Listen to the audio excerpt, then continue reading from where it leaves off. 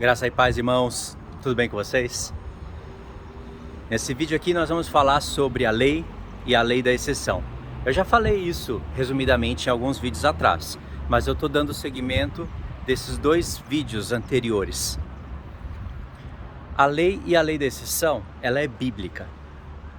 O apóstolo Paulo é o maior exemplo de lei e lei da exceção. Eu não tenho aqui as coisas anotadas, então eu vou falando conforme vier na mente. Mas eu tenho aqui alguns exemplos. A lei é algo que tem que ser praticado, seja na antiga aliança, seja na nova aliança. Em qualquer uma das alianças tem lei e elas devem ser praticadas. Mas também existe a lei da exceção. A lei da exceção ela é aplicada em alguns casos por ordem do próprio Senhor, e nós vamos entender como isso funciona. E ela nunca pode contrariar a lei. A lei da exceção anda junto com a lei. Então vamos ver alguns exemplos. E para isso é preciso ter boa consciência. Claro, bom senso, boa consciência. É preciso ter fé na palavra. Não adianta falar para quem não tem nada disso, não vai entender. Mas então vamos lá. O apóstolo Paulo, o chamamento do apóstolo Paulo, ele foi feito através de uma lei da exceção. Ele foi um dos últimos apóstolos a ser chamado. Ele foi arrebatado até o terceiro céu. Ele ainda fala que não sabe se foi em carne ou em espírito, porque ele sabe que carne não pode herdar o reino de Deus, carne e sangue. Mas estamos falando de um arrebatamento, né? Deus é poderoso para fazer carne e sangue e entrar lá no reino dos céus. Por que ele não pode fazer isso? Deus não tem esse poder?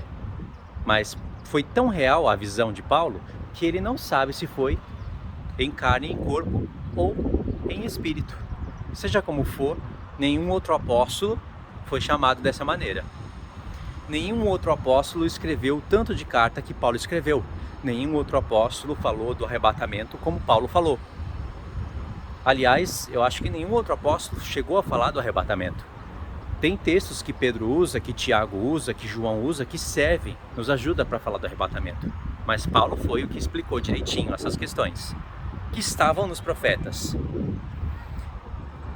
Mas o que nós poderíamos falar? Ok, esse foi algum dos exemplos. Tem mais exemplos, por exemplo, em coisas práticas da vida. Batismo. O batismo é uma lei.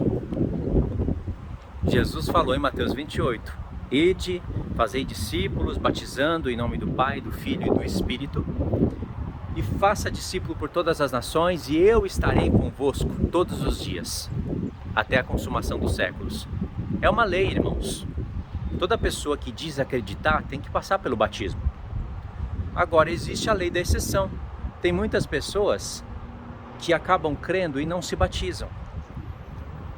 Qual é o motivo? Às vezes não se pratica batismo no lugar onde ela mora.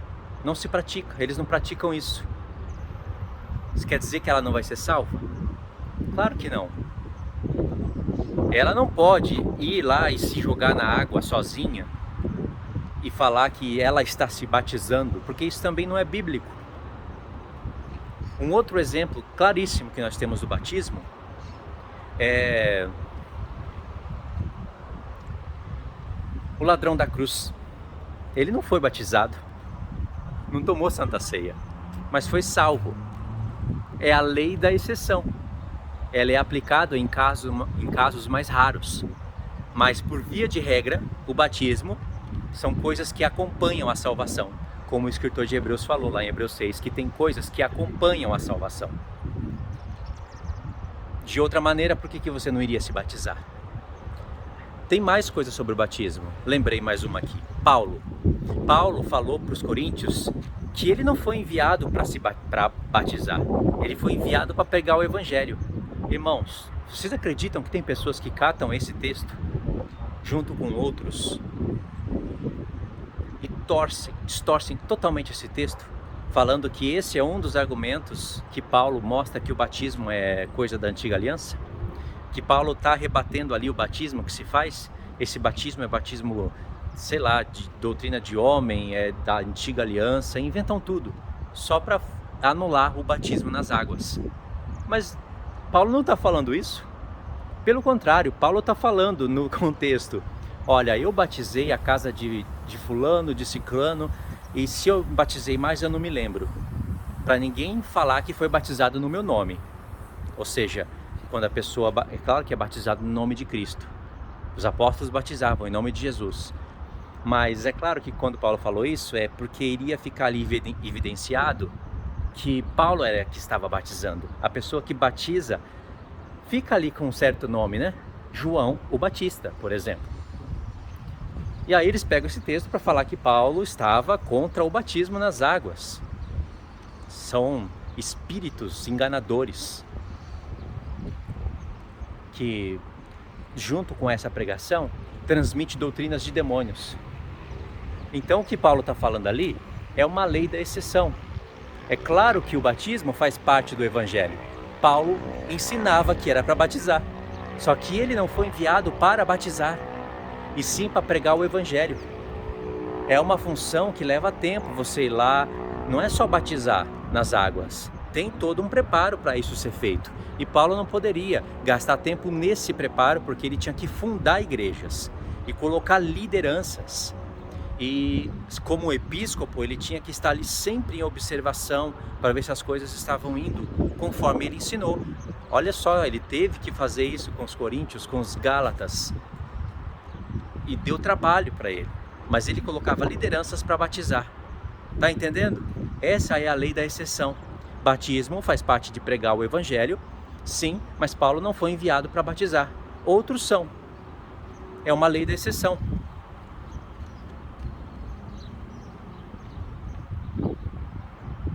Seguindo essa lei da exceção, tem a própria Santa Ceia.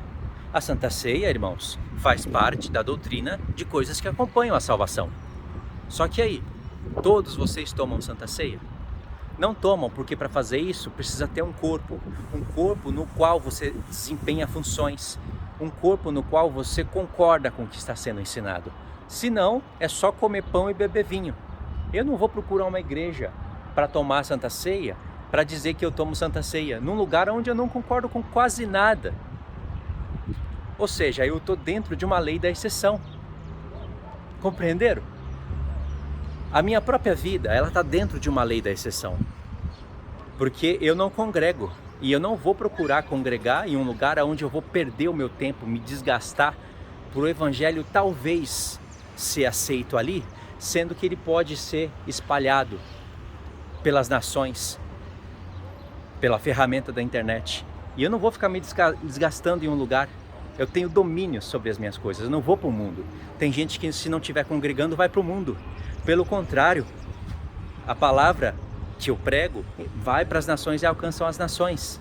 Eu não estou dentro de um lugar para tomar Santa Ceia. A minha própria vida já é uma lei da exceção, e a vida de muitos de vocês. Agora, já pensou se a salvação dependesse disso? E isso são coisas que acompanham a salvação. Mas existe a lei da exceção. Uma pessoa que não se batiza, não toma Santa Ceia e não faz nada, como que está evidenciada a salvação nessa pessoa? Entendeu? Mas tem pessoas que foram batizadas nas águas, tomam Santa Ceia e não serão salvas.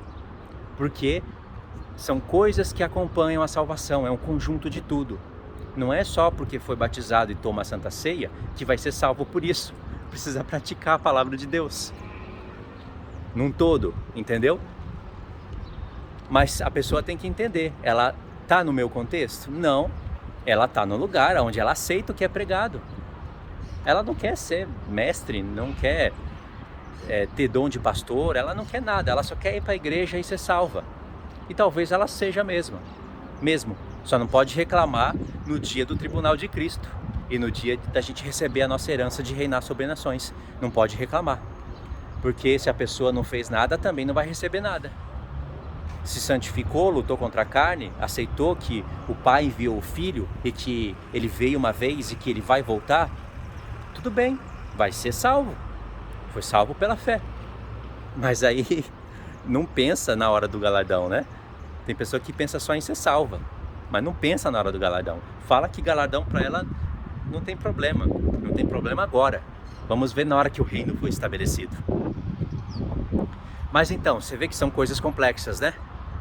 São coisas difíceis de falar porque um assunto vai puxando o outro, um exemplo puxa o outro, e quando você vai ver, já foi aí o tempo. Deixa eu ver aqui quanto tempo tá.